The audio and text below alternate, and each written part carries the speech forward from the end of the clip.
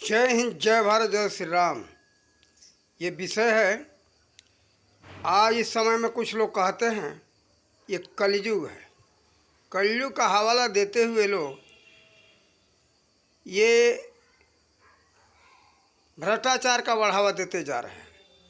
लोग कहते हैं आज के युग में कौन सच्चाई ईमानदारी के रास्ता पर चल रहा है। लेकिन हम ये कहते हैं कौन को छोड़ो, आप क्या कर रहे हो। आप अपने को तो देखो। हम सुधरे जग सुधरा। एक एक करके अपने आप को लोग सुधारने लगेंगे तो सारी कमियां समाज से चली जाएगी। लेकिन ये लोग क्या कहते, ये कलयुग है, आजकल सच्चाई ईमानदारी का समय नहीं है। ये हवाला देते हुए लोग गलतियां करते चले जा रहे हैं। चोरी करना, बेईमानी करना, ये सब की तरह की बातें हैं समाज में। तो इस तरह के लोग क्या है स्वयं सुधरना नहीं चाहते, स्वयं बिगाड़ना चाहते और दूसरे को बिगाड़ना चाहते, दूसरा भी गलत करे।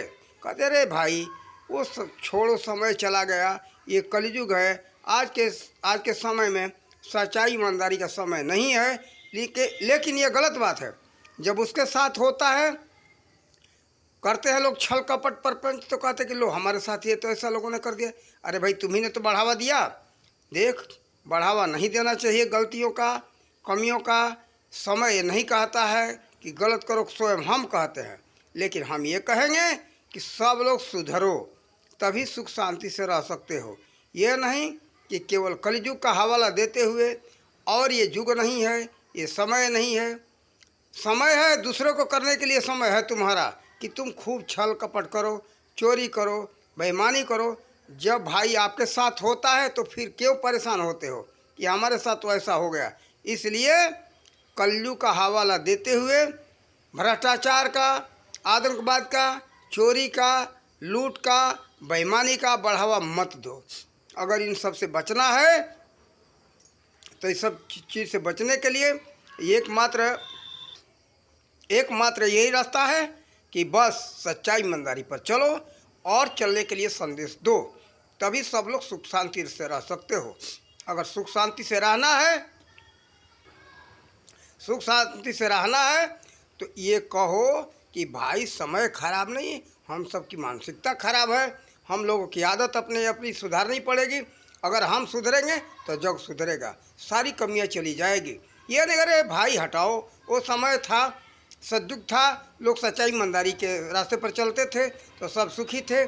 और हम सब के दुखी होने का कारण यही है कि हम लोग सच्चाई ईमानदारी छोड़ करके गलतियों का बढ़ावा देते जा रहे हैं। चोरी, आतंकवाद, भ्रष्टाचार, छल कपट प्रपंच।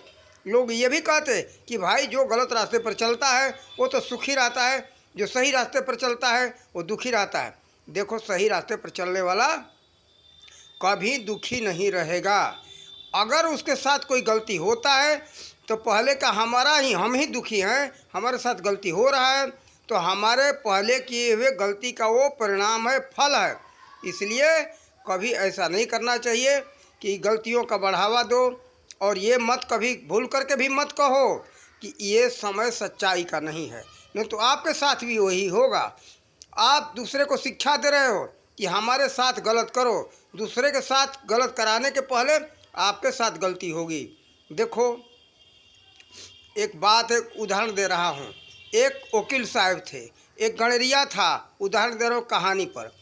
तो गणेरिया जो है, देवासी भी कहते, राबारी भी कहते उस जाति को, वो किसी सेठ से 10,000 रुपया कर्जा लिया था।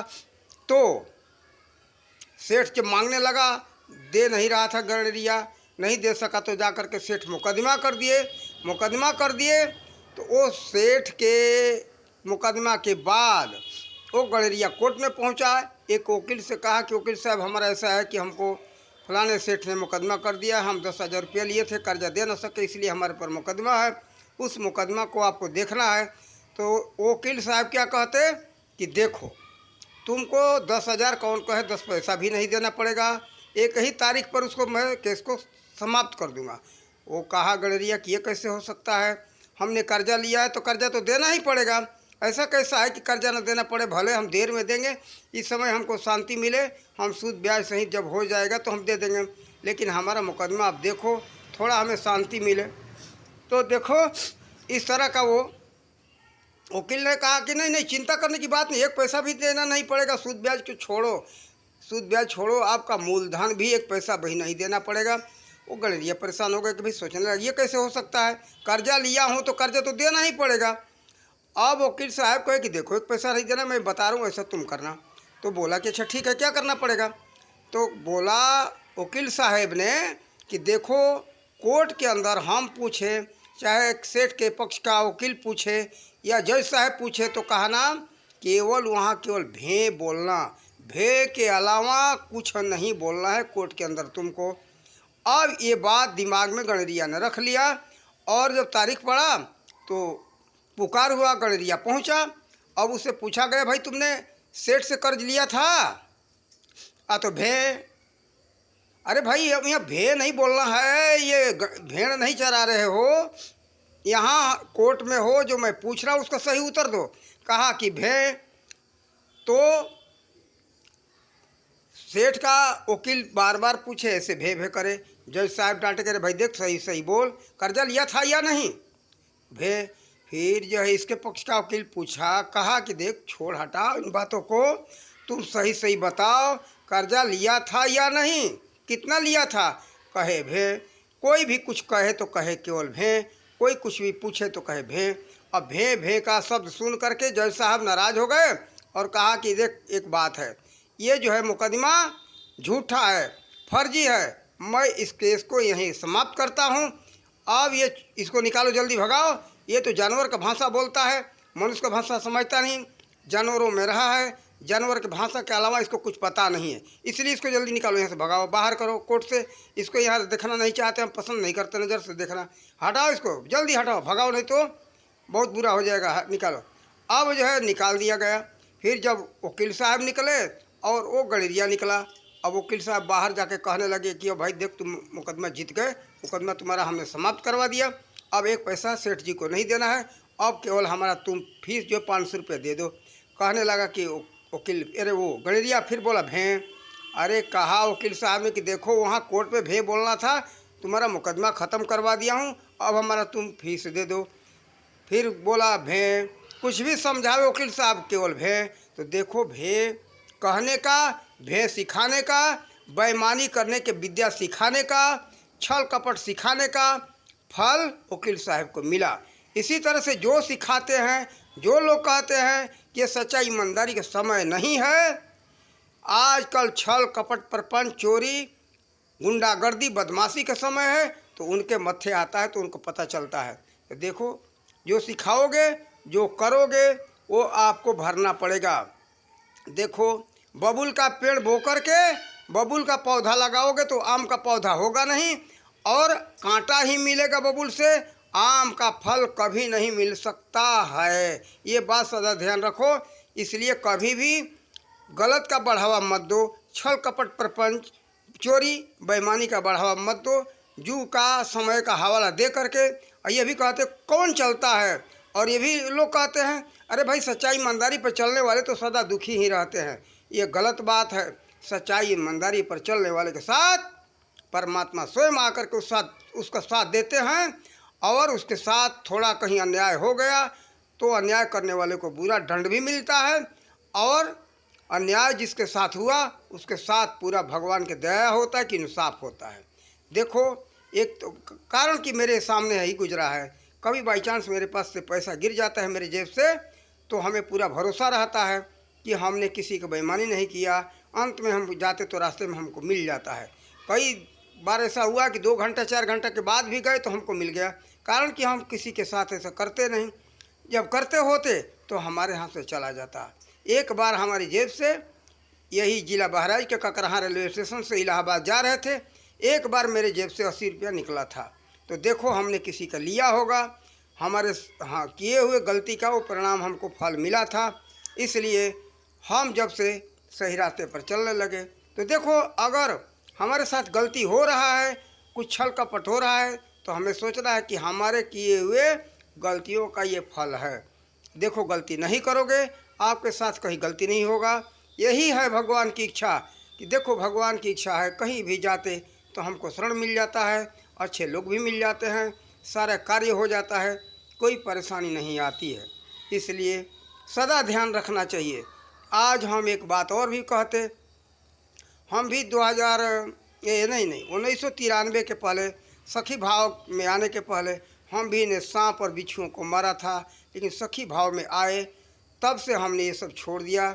2-3 चीज़ छूटा, चोरी करना, झूठ बोलना और हिंसा करना सदा के लिए छूट गया। हाँ, सांप बिच्छी जो अकड़बाजी करेंगे तो हम मारेंगे, छोड़ेंगे नहीं।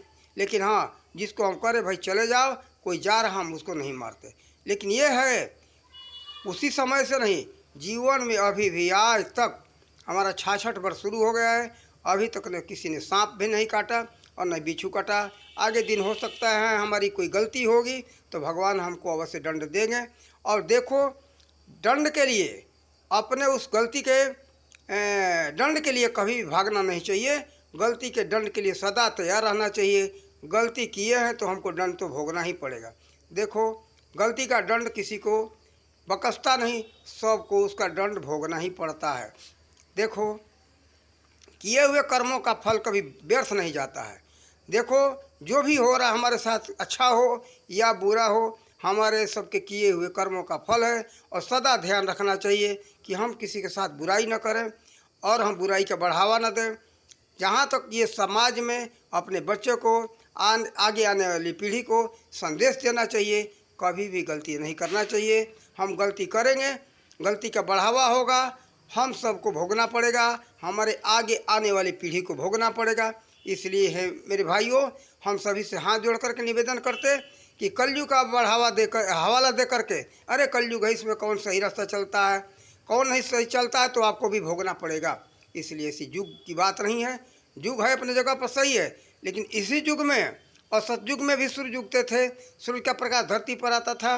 आज भी वही सूरज हैं, वही चांद हैं, वही धरती है, वही पवन है, वही अग्नि है, वही पांचों तत्व है। तो सच्चाई ईमानदारी, ये मेरे भाइयों, ये मेरे प्रेमी सज्जनों, कहीं गया नहीं है। हम सबसे यही कहेंगे, सच्चाई ईमानदारी पर चलो, सच्चाई ईमानदारी का बढ़ावा दो और समाज से दुखों को भगाओ, सब लोग सुख शांति से रहो। हम इसीलिए हमने सोचते रहे कि इस पर वीडियो बनाएंगे। आज विचार में आ गया, समय पूरा हो गया। आज भगवान के दरबार में है, ये संत का स्थान है, ये मिहींपुरवा कस्बा, जिला बहराइच, और ढगवा बाबा मंदिर में ये वीडियो बना रहा हूँ। ये बाबा का आशीर्वाद है कि ये वीडियो आज उन्हीं के स्थान में बना। तो देखो, हम सबसे यही निवेदन करेंगे, भाई गलतियों का बढ़ावा मत दो। इसी तरह से अगर आप लोग संदेश दोगे, सुख शांति आप लोग समाज में रहेगा और आपके आने वाली पीढ़ी, आगे बच्चे भी सुख शांति के छत्र छाया में जी सकेंगे, उनको किसी प्रकार का तकलीफ नहीं होगा। ये मत कभी भूल करके कहो कि ये सच्चाई ईमानदारी का समय नहीं है। सच्चाई ईमानदारी का समय नहीं है। चोरी बेईमानी का समय सिखाओगे, आगे संदेश दोगे, तो आपके आने वाले पीढ़ी को वही भोगना पड़ेगा और आपको भी उस गलतियों का परिणाम मिलेगा। गलती का बढ़ावा दोगे तो कभी आप सुखी नहीं रह सकते हो। कभी चोरी, बदमाशी, छल, कपट, परपंच, अत्याचार का बढ़ावा मत दो। अत्याचार का बढ़ावा दोगे तो वो भोगना पड़ेगा आपको भी। ये मत सोचो कि हम संदेश दे दिए, बढ़ा दिए, हमको भोगना नहीं पड़ेगा। देखो, जैसे वकील साहब का उदाहरण दिया, वकील साहब बेईमानी सिखाए, बेईमानी का पाठ पढ़ाए, तो उनको तत्काल उसी बेईमानी का फल मिला। मुकदमा भी जीत गए वो गणरिया, एक पैसा दिया भी नहीं। तो देखो, तत्काल फल मिलता है, व्यर्थ नहीं जाता। किए हुए कर्मों का फल चाहे देर से मिले या सवेर में मिले, लेकिन मिलेगा। इसलिए गलती का बढ़ावा मत दो और गलती का बढ़ावा मत दो। सुखी रहो, आनंद रहो, आपके बाल बच्चा परिवार का भगवान कल्याण करें। इन्हीं शब्दों के साथ अपने वाणी का विराम देते। जय हिंद, जय भारत, जय श्री राम।